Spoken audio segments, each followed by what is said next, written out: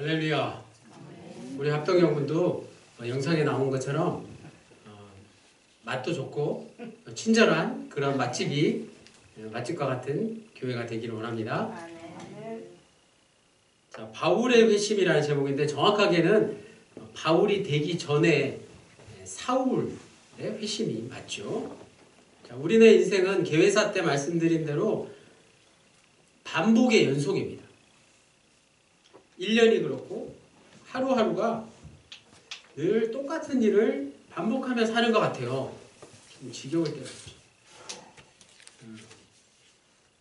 어느 날 우연히 우리 아들 녀석 영찬이 일기를 보다가 이런 글을 실제로 보았습니다. 오늘은 일기 쓸 게 없다. 그런데 엄마가 쓰라고 해서 일기 쓸 게 없다는 걸 쓴다. 정말 그렇게 썼더라고요. 그게 일기 내용의 전부였습니다. 제가 어렸을 때는 매일 매일 일기를 썼어요. 그래서 일주일에 한 번 정도 이렇게 선생님한테 검사를 맡은 기억이 있습니다. 그래서 일기 쓰는 게 참 좀 힘들었어요. 곤욕이었어요. 숙제 중에 가장 큰 숙제가 바로 일기 쓰는 것이었습니다. 심지어는 일기를 거짓말로 쓴 기억도 있습니다. 밀렸다가 막 쓰면 기억이 잘 나지 않아서 소설을 쓰는 거죠. 일기를 쓰는 게. 요즘 아이들은 매일 그렇게 일기를 쓰는 것 같지 않아서 다행스럽게 생각합니다. 사도행전에 나오는 사도들과 사도들을 핍박하는 박해자들의 모습도 똑같은 반복의 그런 삶이었어요. 사도행전 지금 9장인데 8장까지 보면 부활의 증인들은 날마다 부활을 증인하는 그런 일을 반복하며 살았고, 박해자들은 늘 예수 믿는 사람들을 박해하는 일을 반복하며 산 거예요.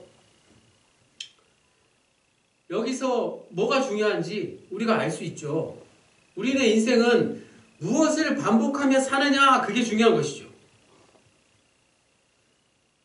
박해자의 삶을 반복하며 살다가 부활의 주님을 만난 후에 이제는 박해받는 자로의 삶을 마지막 순간까지 반복하게 된 사람이 바로 사울이었습니다.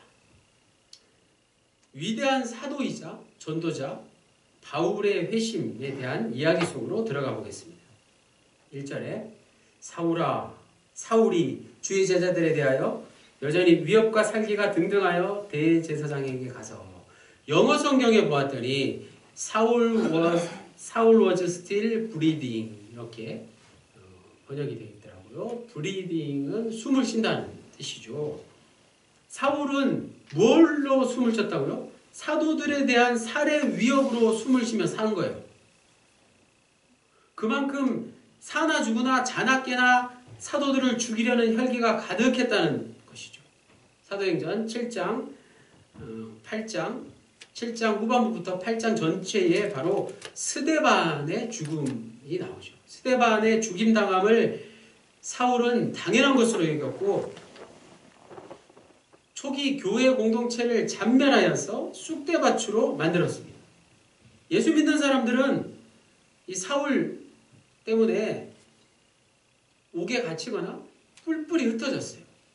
그것을 디아스포라라고 하죠. 사울의 이 열정은 여기서 멈추지 않았고, 뿔뿔이 흩어져 해외로 도망간 기독교인들을 모조리 붙잡아서 예루살렘으로 끌고 오려고 지금 출발하려는 찰나입니다.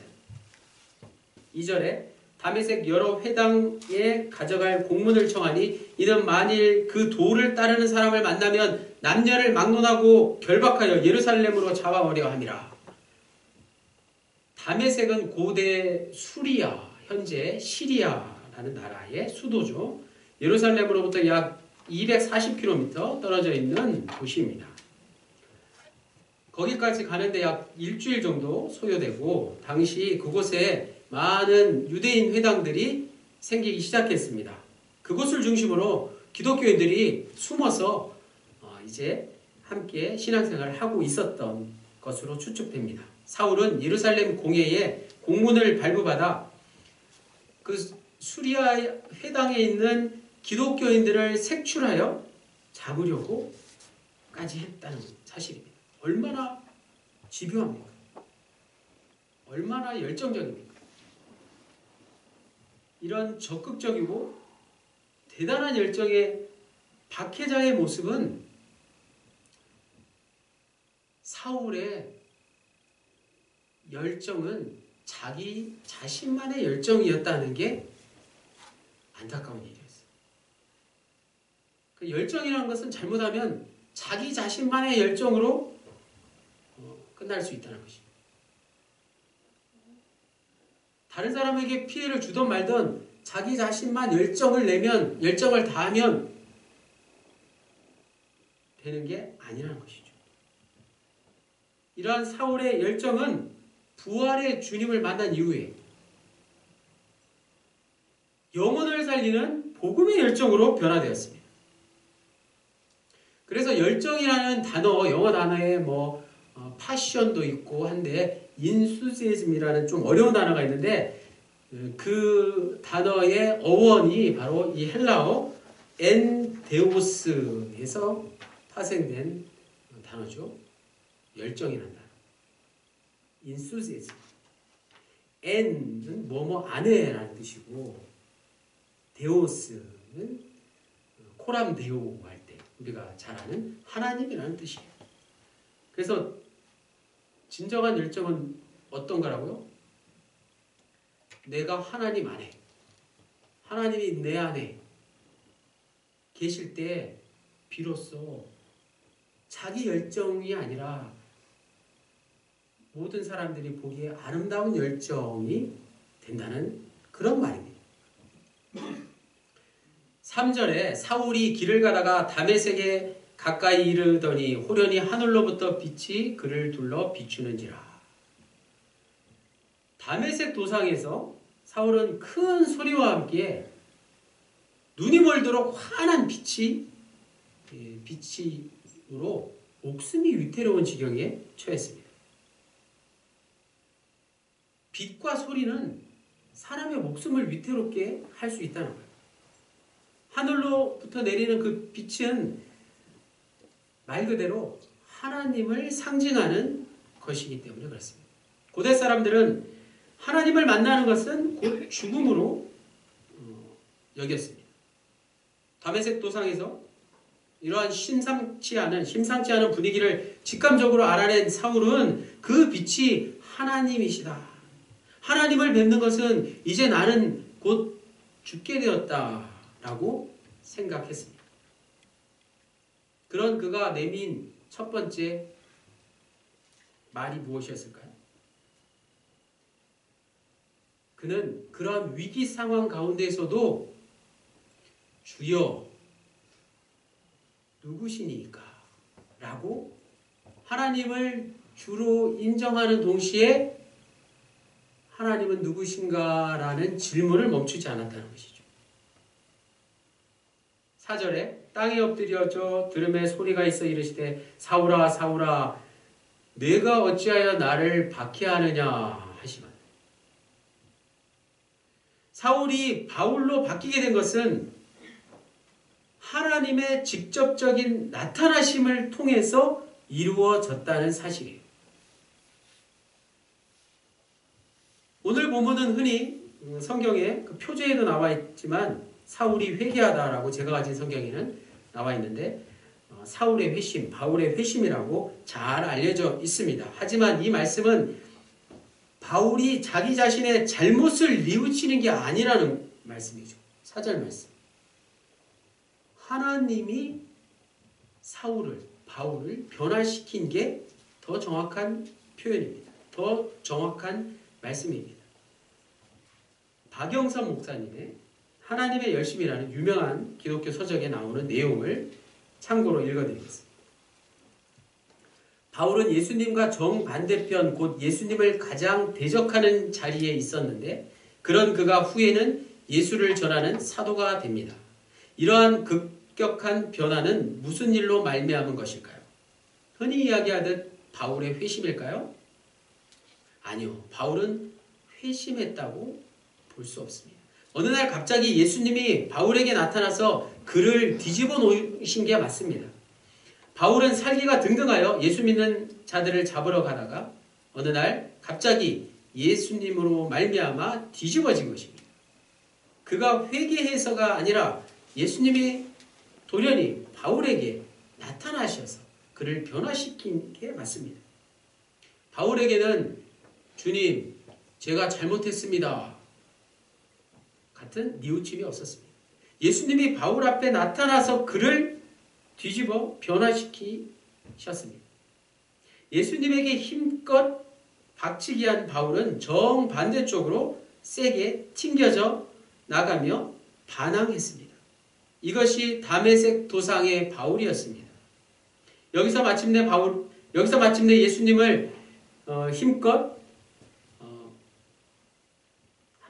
치며 받으며 반항한 바울은 이제 사도행전의 주인공으로 세워져서 심지어 예수를 믿지 않는 것도 모자라 예수 믿는 자들을 박해하기까지 한 바울을 하나님께서 들어서 내가 이만큼 일했다라는 것을 말씀하고 계십니다. 이렇게 박영석 목사님은 이 장면을 말씀해 주고 계십니다.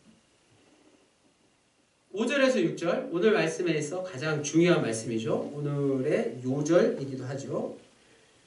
대답하되 주여 누구시니까? 이르시되 나는 내가 박해하는 예수라. 너는 일어나 시내로 들어가 내가 행할 것을 내게 이를 자가 있느니라 하시니. 여기서 내게 이를 자는 아나니아였습니다. 아나니아가 눈이 먼 바울을 도와주고 안수하여 세례를 베푸는 장면이 이후에 나오죠. 자, 여기서 우리가 생각해 볼 것, 예수님께서 사울에게 말씀하신 이 박해란 구체적으로 무엇일까요? 사울이 예수님을 박해했다는 말씀 말이에요. 잘 생각해 보면 사울은 예수님을 한 번도 만나본 적이 없습니다. 예수님의 12제자에 들지 않은 사람이었어요. 사울이 예수님의 제자들과 예수 믿는 자들을 박해한 것이지 예수님을 직접 어떻게 핍박한 것은 아니잖아요. 그런데 예수님의 사도들과 예수 믿는 자들과 교회를 박해한 것, 그것은 바로 예수를 박해한 것과 같은 것이다 라는 말씀이죠.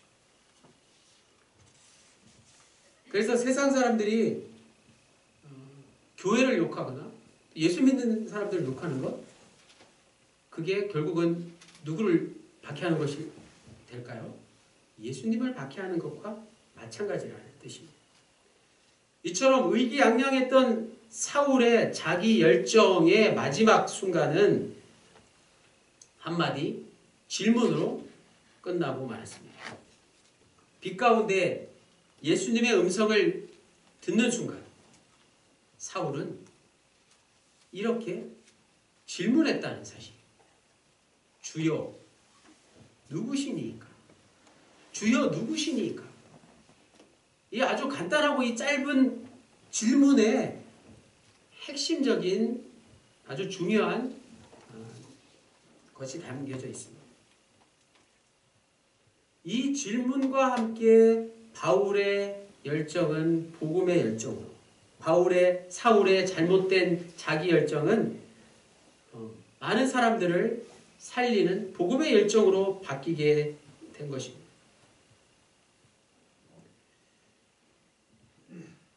사울과 동행하는 이들도 함께 들었다고 전해지는 그 소리의 정체는 무엇일까요?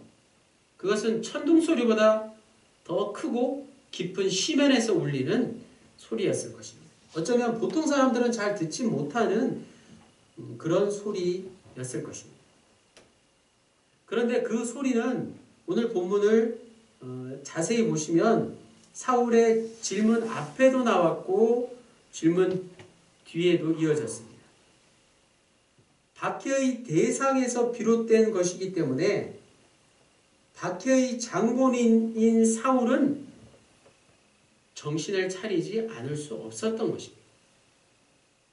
정신을 차려 질문했지만 자기의 끝에서 그가 만난 이가 바로 자신이 그토록 박해했던 예수님이었다는 것을, 부활의 주님이었다는 것을 깨닫게 된 것이죠.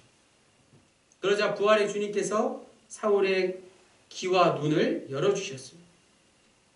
단순히 소리를 듣는 귀와 사물을 보는 눈을 열어주신 것이라기보다 영적인 귀와 눈을 열어주셨다는 게 맞습니다. 생명의 주인 되신 하나님의 말씀을 이제 올바로 깨닫게 되고 예수 그리스도의 부활을 믿게 되었습니다. 바울은 어떻게 해서 이전과는 완전 다른 인생을 살게 되었을까요? 오늘 바울의 회심, 우리가 이미 들어본, 잘 아는 이 말씀이 정말 우리에게 전하고자 하는 핵심은 무엇일까요? 어떻게 하면 우리도 바울처럼 진정한 회심을 할 수 있을까요? 안타깝지만 대부분의 기독교인들은 그런 필요성을 별로 느끼지는 못합니다. 지금 자신의 삶에 어느 정도 만족하기 때문이죠. 매우 만족스럽지는 못해도 인생 뭐 별거 있나? 그냥 열심히 살다가 늙으면 죽는 거지 하는 생각이 가장 일반적이고 상식적인 삶의 태도입니다. 부활의 예수님을 만나기 전에 바울이 취한 삶의 태도와 어쩌면 오늘 우리의 태도가 비슷할지 모릅니다. 예수를 만나는, 부활의 주님을 만나는 진정한 경험이 없으면 이런 삶의 태도는 매우 상식적이고 최선인 것 같아 보입니다. 하지만 이런 삶의 태도는 예수님을 만나는 경험보다 지금 내가 누리고 있는 삶의 조건이 더 놓치고 싶지 않다는 것을 의미한다는 사실만은 분명히 말씀드릴 수 있습니다. 도대체 바울은 우리가 모르는 어떤 구체적인 경험을 한 것일까요? 오늘 본문에서 다 소개하지 못한 아주 중요한 단서가 있습니다. 그것을 우리는 바울의 편지에서 찾아볼 수 있습니다. 첫 번째, 바울이 어떻게 부활의 주님을 만나서 회심할 수 있었을까? 우리가 참조할 첫 번째 편지는 바로 갈라디아서 1장 16절로 17절입니다. 다 같이 찾아보겠습니다. 갈라디아서 1장 16절에서 17절까지를 같이 읽겠습니다. 303페이지.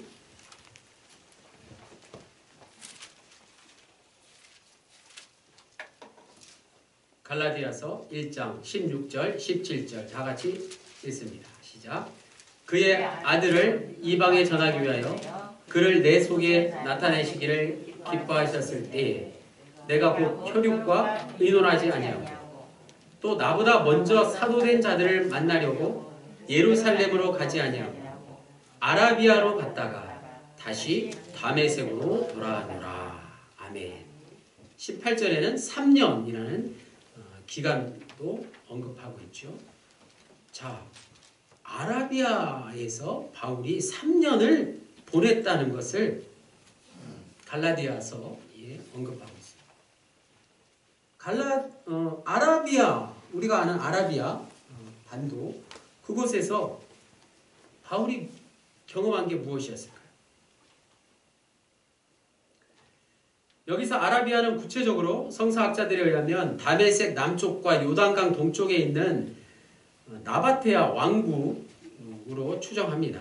AD 35년경에 나바테아 아랍 왕국을 다스린 통치자는 아레다 왕이었다고 전해지는데요. 이 바울이 아라비아에서 3년 동안 무슨 일을 했는지 구체적으로 알려져 있지는 않지만 추측해 보건대 그 기간이 바로 바울이 평생 그동안 유대인으로서 경험했던 하나님에 대한 신학적인 대반전이 일어난 때가 아닐까 생각해 볼 수 있습니다.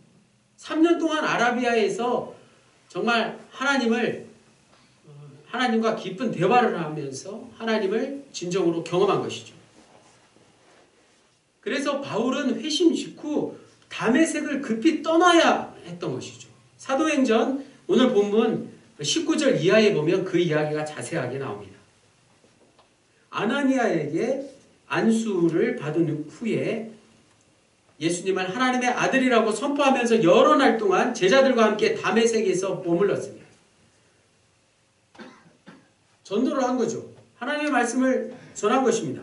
이제 유대교인들이 보기에는 바울은 정말 적대자가 된 것이죠. 배신자나 다름없었기 때문에 바울의 목숨을 도모한 게 당연한 것이었습니다. 몇몇 바울의 제자들에 의해서 길게 줄을 늘어뜨린 큰 바구니에 실려서 급히 다메섹을 떠나는 바울의 모습을 그린 이탈리아 시칠리아의 올레알레 대성당의 그 모자이크 등에서 바울의 어떤 그 생생한 모습을 찾아볼 수 있습니다.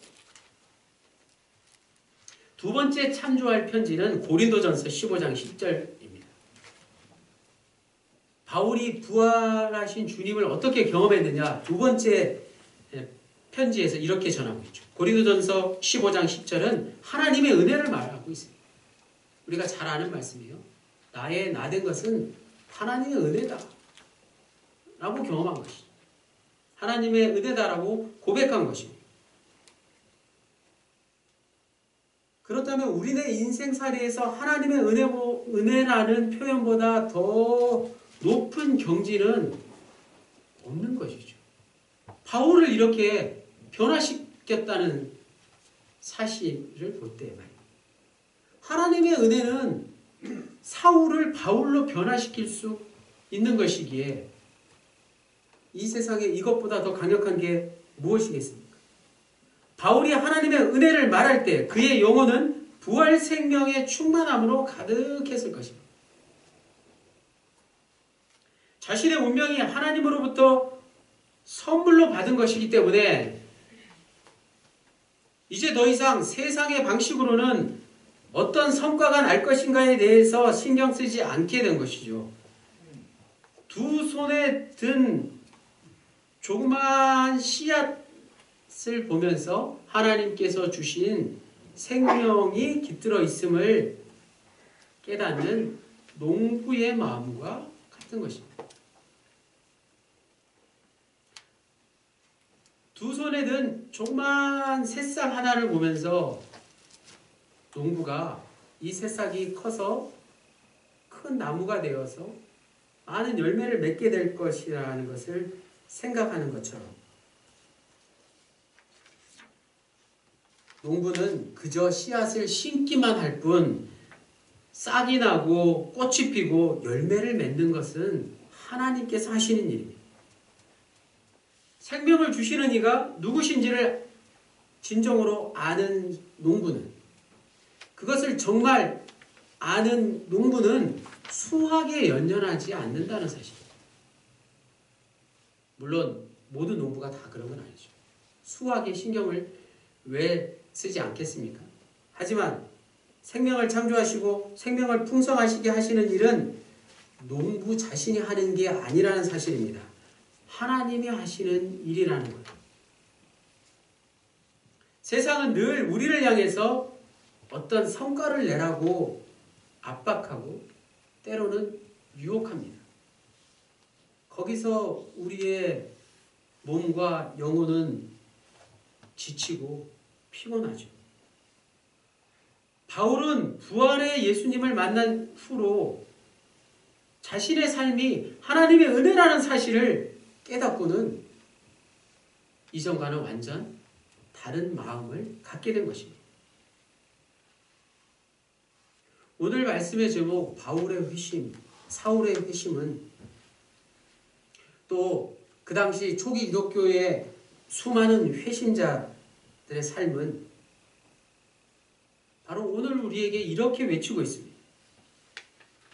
오늘 하루 무엇을 반복하고 있습니까? 저와 여러분은 오늘 무엇을 반복하며 살고 있습니까? 다람쥐 쳇바퀴 돌듯이 지루한 시간을 반복하고 있지는 않아요. 하루의 시작과 끝이 어디를 향해 가고 있습니까? 스스로 보기에도 의미 없는 시간들을 보내고 있지는 않아요. 그렇다면 이 무의미한 시간들, 습관적인 일, 지루한 일들을 멈춰야 하지 않겠습니까? 우리의 인생은 무엇을 반복하며 사느냐가 관건입니다. 바울은 부활하신 주님과의 만남을 통해서 이전과는 분명 다른 일을 반복하기 시작했습니다. 그 일이 매일같이 반복하는 일이라도 결코 이전처럼 지겹거나 지루하지 않았다는 사실이에요. 예수 그리스도의 사도들은 부활하신 주님을 만난 이후에 새로운 일들을 반복하며 남은 여생을 살았습니다. 그들에게 결코 지루한 일들이 아니었다는 사실입니다. 비록 아무도 알아주지 않은 일이지만 저 멀리 오지에서 아무런 대가가 없는 일이긴 해도 과거에 이전에 행하던 일들을 반복하지는 않았다는 사실입니다. 왜냐하면 부활하신 주님과 함께하는 시간이 너무나도 기쁘고 즐거웠기 때문입니다. 바울의 회심처럼 그리고 초기 기독교의 수많은 회심자들처럼 이제 오늘 우리도 이전과는 분명히 다른 일들을 반복하며 살아갈 수 있기를 원합니다. 그 일이 무엇인지는 잘 알고 계시죠.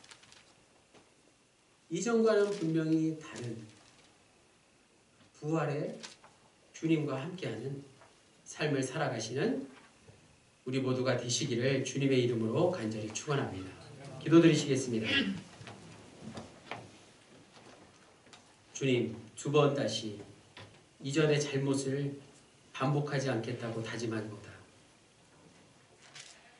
부활의 주님을 만난 그 순간부터 우리네 인생은 하나님께서 이전과는 다른 생명을 누리는 삶으로 인도하시는 줄로 믿습니다. 바울처럼 그리고 초기 기독교의 수많은 그리스도인들처럼 생명을 주관하시는 하나님을 경험하며 생명의 근원 되시는 예수 그리스도를 날마다 경험하며 살아갈 수 있게 도와주십시오. 오늘도 그러한 마음으로 주님 앞에 나온 우리 모두를 주님 축복해 주십시오. 우리에게 영원한 생명 되시는 예수 그리스도의 이름으로 기도드립니다.